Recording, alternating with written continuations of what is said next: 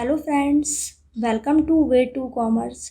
आज हम पढ़ने वाले हैं सोर्सेज ऑफ बिजनेस फाइनेंस का पार्ट 5 रिटेन्ड प्रॉफिट्स। जिस वीडियो में आज हमारा टॉपिक होगा concept, advantages and disadvantages of retained profit. So start करते हैं। Concept of retained profits. अभी तक हमने लास्ट वीडियोज में पढ़ा था कि कंपनी को जब भी फाइनेंस की नीड होती है, फाइनेंस की ज़रूरत होती है, तो वो इक्विटी शेयर इशू करती है, प्रेफरेंस शेयर इशू करती है, डिबेंचर्स इशू करती है। तो अब ये रिटेन्ड प्रॉफिट क्या होता है? यहाँ पर क्या कोई शेयर इशू करना होता है? नहीं, यहाँ पर हमें कोई भी शेयर नहीं इशू करना होता है। यह कंपनी का अपना ही खुद का जमा किया हुआ पैसा होता है, अपना बचाया हुआ पैसा होता है, जिसको हम रिटेन्ड प्रॉफिट कहते हैं। यहाँ पर कंपनी को कोई शेयर इशू नहीं करना होता है। The portion of profits not distributed as dividend to shareholders but are reserved for business use in futures। अभी तक हमने पढ़ा था कि कंपनी में जो इक्विटी शेयर होल्डर होते हैं उनको कंपनी डिविडेंड पे करती है, जो प्रेफरेंस शेयर होल्डर होते हैं उनको डिविडेंड पे करती है, जो डिवेंचर्स होल्डर होते हैं उनको इंटरेस्ट पे किया जाता है। और इन सबको पे करने के बाद जो अमाउंट कंपनी के पास बच जाता है उसको वो क्या करती है, उसको वो अपने रिजर्व में जमा कर लेती है। जैसे हम घर में जब हमारी कोई इनकम आती है हर मंथ, तो उसमें से हम कुछ पैसे खर्च करते हैं और कुछ अपने गुल्लक में बचा के जमा कर लेते हैं आगे फ्यूचर में यूज करने के लिए। तो ठीक उसी तरह से जो ये रिटेन्ड प्रॉफिट है, ये कंपनी का एक गुल्लक होता है जिसमें कंपनी सारे डिविडेंड, सारे इंटरेस्ट पे करने के बाद जो पैसा बच जाता है उसको वो शेयर होल्डर में डिस्ट्रीब्यूट नहीं करती, बल्कि उसको वो अपने उस गुल्लक में बचा के जमा कर लेती है। It is also called retained earnings, plugging back of profits और सेल्फ फाइनेंसिंग। इस रिटेन्ड प्रॉफिट को हम दूसरे नामों से भी जानते हैं, जैसे इसको हम रिटेन्ड अर्निंग भी कहते हैं, प्लगिंग बैक ऑफ प्रॉफिट्स भी कहते हैं और सेल्फ फाइनेंसिंग भी कहते हैं। इसका कहने का मतलब हुआ कि वो पैसा जो हम खुद सारे खर्चा करने के बाद बचा ले रहे हैं, यानी कि कंपनी जो है वो सब खर्चे कर लेने के बाद जो पैसा अपने रिजर्व में बचा ले रही है, आगे वो इसको फ्यूचर में यूज करेगी। कंपनी को आगे अपने बिज़नेस को एक्सपेंड करना है या कंपनी को और ज़्यादा जो है इक्विपमेंट्स लगाने हैं, मॉडर्नाइजेशन लाना है, अपनी कंपनी की तरक्की के लिए कुछ काम करना है, और आगे जाके अगर फ्यूचर में उसके पास कैश नहीं हुआ, उसके पास पैसा नहीं हुआ, तो वो ये सब काम कैसे करेगी। तो इसी के लिए ये रिटेन्ड प्रॉफिट जो है वो कंपनी रिजर्व करके रखती है। वो पैसा जो शेयर होल्डरों में नहीं डिस्ट्रीब्यूट किया जाता है, उस पैसे को रिजर्व में बचा के रख दिया जाता है, जो बिज़नेस के लिए आगे फ्यूचर में यूज किया जाएगा। क्योंकि आपको पता है कि बिज़नेस में कोई भी काम बिना फाइनेंस के तो पॉसिबल नहीं है। कदम कदम पे फाइनेंस की नीड है, हर कदम पे पैसों की ज़रूरत है, और हर बार बाहर के एक्सटर्नल सोर्स से पैसा इंतजाम करना वो भी बहुत महंगा पड़ जाता है। हर बार हम एक्सटर्नल सोर्स को यूज करके तो पैसा नहीं जुगाड़ कर सकते हैं। तो इसीलिए क्यों ना हम अपने बिज़नेस में ही कुछ पैसा जो है वो एक पार्ट जो है इन्वेस्ट करके रखें, ताकि जब हमें कभी फ्यूचर में ज़रूरत पड़े तो हम फटाफट से उसको निकाल के यूज कर लें। तो इसीलिए कंपनी जो है कुछ पार्ट अपने प्रॉफिट का जनरल रिजर्व में सेव करके रख देती है आगे फ्यूचर नीड्स को पूरा करने के लिए, और उसको हम कहते हैं retained profits. Next topic is advantages of retained profits. अब रिटेन्ड प्रॉफिट्स के फ़ायदे क्या क्या हैं, जैसे cheap source of finance, financial strength, safety from ups and downs, easy expansion, increase in value of shares. इनको हम क्लियरली आगे समझते हैं। जैसे फर्स्ट पॉइंट है चीप सोर्स ऑफ फाइनेंस।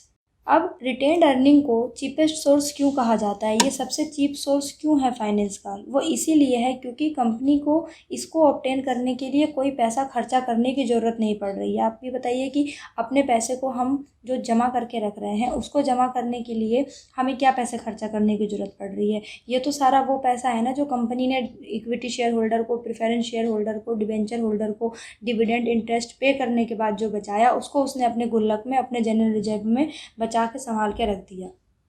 तो इसको ऑब्टेन करने के लिए तो कंपनी को कोई पैसा खर्चा नहीं करना पड़ा है। तो इसीलिए फ्यूचर में किसी भी नीड को पूरा करने के लिए कंपनी के पास हमेशा रिटेन्ड प्रॉफिट का ऑप्शन अवेलेबल रहता है। उसके पास उसका बैलेंस जो है वो बचा हुआ रहता है, इसीलिए ये चीप सोर्स ऑफ फाइनेंस कहलाता है। Next is financial strength. यह तो हम सभी जानते हैं कि फाइनेंस जो है वो किसी भी बिज़नेस का बैकबोन है, किसी भी बिज़नेस का बेस ही फाइनेंस होता है। बिना फाइनेंस के कोई भी बिज़नेस करना पॉसिबल नहीं है। और अगर किसी कंपनी का फाइनेंस जो है वो बहुत अच्छा है, बहुत स्ट्रॉन्ग है, वो फाइनेंशियली उसके पास रिजर्व में बहुत सारा पैसा है, तो कहीं ना कहीं तो ये बिज़नेस की पोजीशन को मार्केट में अच्छा ही करेगा। कंपनी को फाइनेंशियल स्ट्रेंथ मिलेगी मार्केट में, फाइनेंशियल स्टेबिलिटी मिलेगी मार्केट में। तो एक तरह से रिटेन्ड प्रॉफिट जो है वो फाइनेंशियल स्ट्रेंथ भी दे रहा है बिज़नेस को। जब कंपनी जो है अपना सारा काम करने के बाद अपने रिजर्व में भी पैसा रख पा रही है आगे इमरजेंसी के लिए या फ्यूचर नीड्स को पूरा करने के लिए, तो ये तो उसको फाइनेंशियल स्ट्रेंथ ही दे रहा है, उसको मजबूती प्रदान कर रहा है। तो इस तरह से जो है रिटेन्ड प्रॉफिट बिजनेस को फाइनेंशियल स्ट्रेंथ भी देता है। Next is safety from ups and downs. Business में आए दिन जो है अप्स एंड डाउन्स आते रहते हैं। बिजनेस कभी भी एक जैसा तो नहीं रहता है, अगर सक्सेस है तो फेलियर भी है, अप्स है तो डाउन्स भी है। तो इस फेलियर को, इस डाउन्स को फेस करने के लिए हमें सबसे ज़्यादा नीड किसकी पड़ेगी? हमें सबसे ज़्यादा नीड फाइनेंस की पड़ेगी। तो इसीलिए अगर बिज़नेस के रिजर्व में खूब सारा पैसा है, खूब सारा जो है रिटेन प्रॉफिट पड़ा हुआ है, तो मार्केट में कोई भी उतार चढ़ाव आएगी बिज़नेस उसको ईजिली डील कर लेगा। तो इसीलिए रिटेन प्रॉफिट जो है वो मार्केट में आने वाले उतार चढ़ाव से भी बिज़नेस को सेव करता है। Next is easy expansion. अब सबसे पहली बात है कि जो कंपनी जब भी कभी अपने आप को एक्सपेंड करने का सोच रही है, अपना बिजनेस बढ़ाने का सोच रही है, तो सबसे पहले चाहिए उसको पैसा।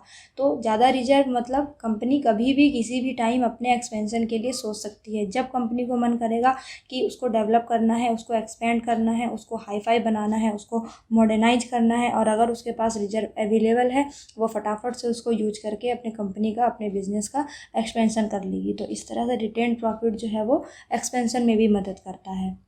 Next is increase in value of shares. जैसे जैसे कंपनी के जनरल रिजर्व का साइज बढ़ता चला जाता है, कंपनी की फाइनेंशियल स्ट्रेंथ भी अच्छी होती चली जाती है। जब फाइनेंशियली कंपनी मजबूत होती जाएगी, पैसा आता जाएगा, तो ऑब्वियस है कि कंपनी की फाइनेंशियल कंडीशन भी बहुत स्ट्रांग होती चली जाएगी। और जब कंपनी की फाइनेंशियल कंडीशन स्ट्रांग होगी तो मार्केट में उसके शेयरों के भाव बढ़ेंगे, उसके शेयर का प्राइस जो है वो इंक्रीज होगा। तो इस वजह से कहीं ना कहीं रिटेन प्रॉफिट यानी कि जो पैसा रिजर्व में जमा किया जाता है वो कंपनी के शेयर्स के भी वैल्यू को बढ़ाने में मदद करता है। Next topic is disadvantages of retain profits. अब रिटेन प्रॉफिट के अभी तक हमने फ़ायदे पढ़े थे कि उससे हमें फ़ायदा क्या मिला था। अब कहीं ना कहीं रिटेन प्रॉफिट के कुछ नुकसान भी होते हैं, जैसे कि misuse of funds, loss to share holders, danger of monopoly, indefinite source of capital. ये हमारे कुछ रिटेन प्रॉफिट से होने वाले नुकसान हैं। सो फर्स्ट पॉइंट है मिसयूज ऑफ फंड्स। अब कहने का मतलब है कि कंपनी ने अपने रिजर्व में पैसा तो जमा कर लिया, कंपनी के पास पैसा भी खूब सारा जमा हो गया, लेकिन अगर उस पैसे को हमें यूज करने का तरीका ही नहीं पता है, हमें मोटिव ही नहीं पता, हमें पर्पस ही नहीं पता कि हमने पैसा जोड़ा किस लिए था, तो ओबियस है कि हम उस पैसे का मिसयूज करेंगे। घर में भी जब हम कोई सेविंग करके रखते हैं और हमें पता होता है कि हमने जो ये सेविंग किया हुआ है इससे हमें पार्टिकुलर ये काम करना है या हमें ये चीज़ खरीदनी है या हमने इस काम के लिए पैसा जोड़ा हुआ है, तो हम उस काम में ही उस पैसे को लगाते हैं।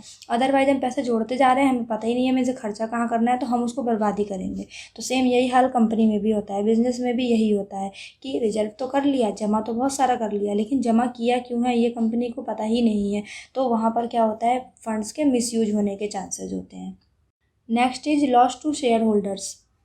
कंपनी जब भी ये रिजर्व के बारे में सोचती है कि रिजर्व में हमें पैसा जमा करना है, तो वो क्या करती है, कहीं ना कहीं वो शेयर होल्डर्स के डिविडेंड पे करने में कटौती करना शुरू कर देती है। वो जो इक्विटी शेयर होल्डर को, डिबेंचर होल्डर को, प्रेफरेंस शेयर होल्डर को जो भी डिविडेंड और इंटरेस्ट पे किया जाता है उसमें वो बचाना शुरू कर देती है, उनको लो रेट पे देना शुरू कर देती है, ताकि अगर वहाँ से कुछ पैसा बचे तो उसको कंपनी क्या करती है, जनरल रिजर्व में अपने जमा कर लेती है अपने फ़ायदे के लिए। तो यहाँ पर क्या होता है, इस केस में वो शेयर होल्डर जो होते हैं वो सेटिस्फाई नहीं होते हैं और यहाँ पे लॉस जो है वो शेयर होल्डर्स को उठाना पड़ता है।